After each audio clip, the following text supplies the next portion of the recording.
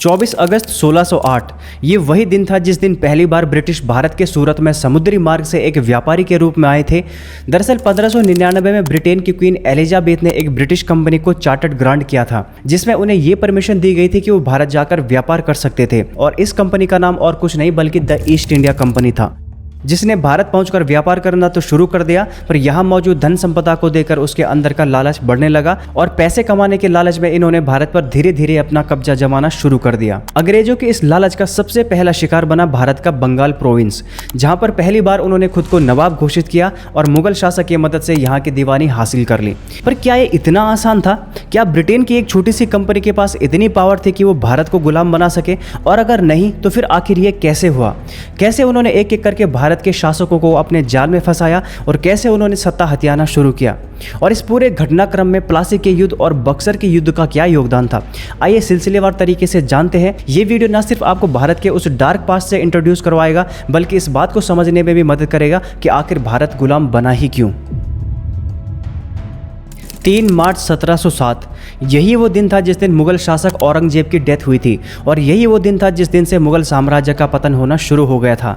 दरअसल औरंगजेब जितना शक्तिशाली शासक इसके बाद मुगल्स को कभी मिल ही नहीं पाया था और इसीलिए औरंगजेब की मौत के बाद मुगल्स के जितने भी सूबेदार और गवर्नर्स थे, उन्होंने मौके का फ़ायदा उठाकर अपने एरिया को इंडिपेंडेंट नेशन घोषित करना शुरू कर दिया था। यानी कि अब मुगल साम्राज्य छोटे छोटे टुकड़ों में बंट चुका था और कई सारे रीजनल किंगडम की स्थापना हो चुकी थी। और तो और मुगल की राजधानी दिल्ली पर से भी उनका कब्जा कमता जा रहा था और इसी का फायदा उठाया ब्रिटिश ईस्ट इंडिया कंपनी ने। दरअसल 1600 में east India company queen Elizabeth से चार्टर्ड यानी कि ट्रेड की परमिशन लेने के बाद भारत आती है। अब परमिशन तो मिल जाती है, लेकिन दूसरी कंट्री के ट्रेडर ऑलरेडी यहाँ अपनी धाक जमाए बैठे थे, जिसमें फ्रांस, पुर्तगाल, नीदरलैंड जैसे देश शामिल थे और इसी की वजह से इनमें कंपटीशन होना शुरू हो जाता है। हर एक कंपनी ये कोशिश में लग जाती है कि वो भारत से ज़्यादा ट्रेड करे और अपने लिए प्रॉफिट बनाए, लेकिन हद से ज़्यादा कंपटीशन होने की वजह से इन्हें प्रॉफिट की जगह लॉस होना शुरू हो जाता है और इन सारे देशों से आई कंपनी इस फिराक में लग जाती है कि कैसे वो अपने कंपटीटर को एलिमिनेट कर सके। ट्रेड को लेकर उनके बीच युद्ध छिड़ जाता है और अक्सर वो एक दूसरे के समुद्री जहाजों पर हमला करते हैं, उनका रास्ता रोकते हैं और तो और कई बार इनके बीच में हिंसक झड़प भी होने लग जाती है।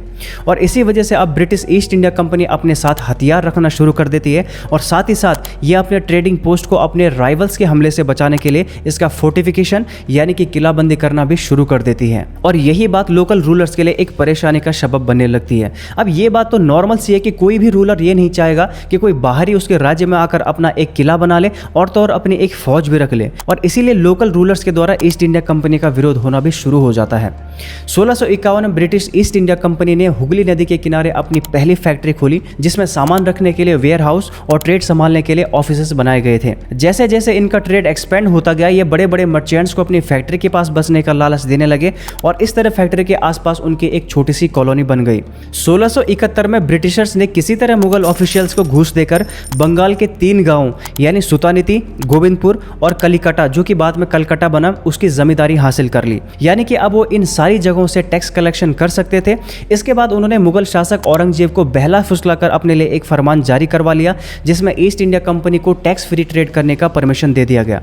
और फिर क्या था, ईस्ट इंडिया कंपनी ने इस फरमान का मिसयूज करना शुरू कर दिया था। दरअसल इस फरमान में बस ईस्ट इंडिया कंपनी को ट्रेड में टैक्स की छूट दी गई थी, लेकिन अंग्रेज इसका गलत फायदा उठाकर इसे प्राइवेट ट्रेड में इस्तेमाल करने लगे और इस पर भी टैक्स देने से इनकार करने लग गए। इससे मुगल्स और बंगाल के नवाब को काफी नुकसान होना शुरू हो गया और यहीं से बंगाल के नवाब मुर्शिद कुली खान और ईस्ट इंडिया कंपनी के बीच कॉन्फ्लिक्ट पैदा होना शुरू हो जाता है। औरंगजेब की मौत के बाद मुर्शिद कुली खान ने खुद को मुगल साम्राज्य से इंडिपेंडेंट घोषित कर दिया था और खुद को बंगाल का नवाब बना लिया था। नवाब बनते ही उसने ब्रिटिश ईस्ट इंडिया कंपनी को जारी किए सारे फरमानों को कैंसिल कर दिया और उन्हें कंसेशन देने से भी मना कर दिया और साथ ही उन्होंने कंपनी का फोर्टिफिकेशन न करने की भी सख्त हिदायत दे दी थी। वहीं ईस्ट इंडिया कंपनी इस बात पर अड़ी हुई थी कि उन्हें टैक्सेस में कंसेशन और फोर्टिफिकेशन करने की परमिशन फिर से दे दी जाए। इसी बीच 30 जून 1727 को मुर्शिद कुली खान की मौत हो जाती है और उनकी जगह अली वर्दी खान ले लेते हैं। वो भी कई साल तक ब्रिटिशर्स को दबाने की कोशिश करते रहे, लेकिन 10 अप्रैल 1756 को 80 वर्ष की उम्र में वो भी इस दुनिया से चल बसे और फिर गद्दी पर बैठता है उनकी बेटी का बेटा यानी सिराजुद्दौला। सिराजुद्दौला के नवाब बनते ही पूरी ब्रिटिश ईस्ट इंडिया कंपनी काफ़ी परेशान थी, क्योंकि उन्हें पता था कि वो चाह कर भी सिराजुद्दौला को अपने हाथ की कठपुतली नहीं बना सकते थे और वो उनके खिलाफ कई सारे स्ट्रिक्ट एक्शन भी लेने वाला था, जो कि आगे चलकर सच भी हुआ। सिराजुद्दौला, जो कि पहले से ही ईस्ट इंडिया कंपनी के बिहेवियर और इंटरफेरेंस से खुश नहीं था, उसने ईस्ट इंडिया कंपनी के खिलाफ अपना कड़ा रुख अपनाना शुरू कर दिया। उसने सबसे पहले कंपनी को बंगाल के पॉलिटिकल अफेयर में दखलंदाजी करने से रोका, फिर उनके फोर्टिफिकेशन पर रोक लगा दी और उन्हें उनके रेवेन्यू पर टैक्स देने का भी फरमान सुनाया। लेकिन ईस्ट इंडिया कंपनी इस नेगोशिएशन के लिए बिल्कुल भी राजी नहीं थी, जिसके बाद नवाब ने एक्शन लेते हुए अपने 30,000 सैनिकों की सहायता से कासिम बाजार में स्थित एक इंग्लिश फैक्ट्री पर कब्जा कर लिया और वहां के वेयर हाउस पर ताला लगवा दिया। साथ ही वहां मौजूद सारे अंग्रेजों से उनके हथियार छीन लिए और उनकी शिप की मूवमेंट पर भी रोक लगा दी। अब बात अगर इतनी होती तो शायद ईस्ट इंडिया कंपनी चुप रह जाती, लेकिन इसके बाद भी नवाब ने अपना एक्शन जारी रखा और यहाँ पर कब्जा करने के बाद वह कलकत्ता की तरफ निकल पड़े ताकि वहाँ की कंपनी के फोर्ट पर अपना कब्जा जमा सके। लेकिन जवाब में ईस्ट इंडिया कंपनी के ऑफिशियल्स ने रॉबर्ट क्लाइव के लीडरशिप में अपने ट्रूप्स को सिराजुद्दौला के खिलाफ लड़ने के लिए भेज दिया। 23 जून 1757 को फाइनली ब्रिटिश ट्रूप्स और सिराजुद्दौला की आर्मी प्लासी में आमने सामने आती है और इनके बीच एक घमासान युद्ध होता है। अब क्योंकि सिराजुद्दौला एक काफ़ी मजबूत शासक था तो इसमें उनके जीतने के चांसेस भी काफ़ी ज़्यादा थे, लेकिन उनका एक आदमी इस युद्ध में उनको धोखा दे जाता है। दरअसल उनकी सेना का कमांडर मीर जाफर इस युद्ध में शामिल होने से पहले रॉबर्ट क्लाइव से एक मीटिंग करता है और बंगाल की नवाबी के बदले सिराजुद्दौला के साथ गद्दारी करने को राजी हो जाता है।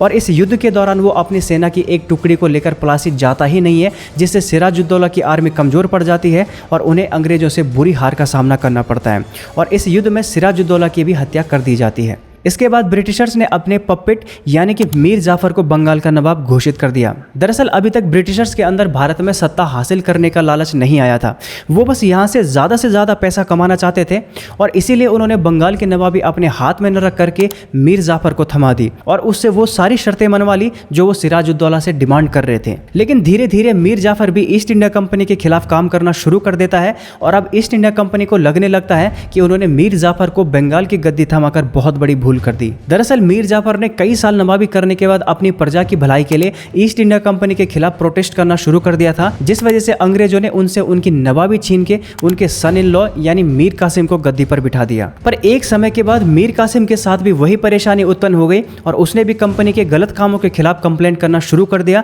और तो और कंपनी से छुटकारा पाने के लिए उनके खिलाफ एक युद्ध का ऐलान तक कर दिया। मीर कासिम को नवाब के पद से हटाने के लिए ब्रिटिशर्स को एक और युद्ध का सामना करना पड़ा। दरअसल मीर कासिम ने दिल्ली के बादशाह शाह आलम द्वितीय और अवध के नवाब सिराजुद्दौला के साथ मिलकर 22 अक्टूबर 1764 में बक्सर में ब्रिटिश ईस्ट इंडिया कंपनी के खिलाफ एक जबरदस्त युद्ध किया। लेकिन इस बार भी अंग्रेजों की ही जीत हुई और उन्होंने एक बार फिर से मीर जाफर को बंगाल का नवाब बना दिया, क्योंकि इस बार जाफर ने हमेशा के लिए अंग्रेजों का साथ देने का वादा किया था। पर दुर्भाग्यवश अगले साल ही यानी 1765 में उसकी मृत्यु हो गई और एक बार फिर से बंगाल के नवाब का पद खाली हो गया। अब अंग्रेज पपेट नवाब बनाकर थक चुके थे और वो फिर से नहीं चाहते थे कि वो किसी और को नवाब बनाए जो आगे चलकर अंग्रेजों को फिर से धोखा दे दे। और अब तक उनके अंदर सत्ता की भूख भी जाग चुकी थी और इसीलिए 1765 में मीर जाफर के मरने के बाद रॉबर्ट क्लाइव ने यह डिक्लेयर कर दिया कि अब वो खुद ही बंगाल की नवाबी संभालेगा। और इसी साल मुगल शासक शाह आलम द्वितीय की सहायता से उसने बंगाल की दीवानी अपने नाम करा ली और इस प्रकार अब वो बंगाल में टैक्स कलेक्ट कर सकता था और यहाँ के सिविल केसेस पर भी अपना फैसला सुना सकता था। और यहीं से भारत में ब्रिटिश एक्सप्लॉयटेशन के डार्क चैप्टर की शुरुआत हुई। दीवानी हासिल करने के बाद कंपनी को बंगाल के वास्ट रिसोर्सेज को एक्सप्लॉयट करने का मौका मिल गया और उन्होंने अपने फायदे के लिए इसका इस्तेमाल करना भी शुरू कर दिया, जिससे भारत को भारी नुकसान का सामना करना पड़ा। साथ ही बंगाल पर कब्जा करने के बाद ब्रिटिशर्स का मनोबल और बढ़ गया था और इसीलिए उन्होंने धीरे धीरे साउथ से लेकर नॉर्थ और ईस्ट से लेकर वेस्ट इंडिया तक अपना कब्जा जमाना शुरू कर दिया था। और इस तरह अगले कुछ ही वर्षों में पूरे भारत पर ब्रिटिश ईस्ट इंडिया कंपनी का कब्जा हो गया और पूरा भारत अंग्रेजों का गुलाम हो गया।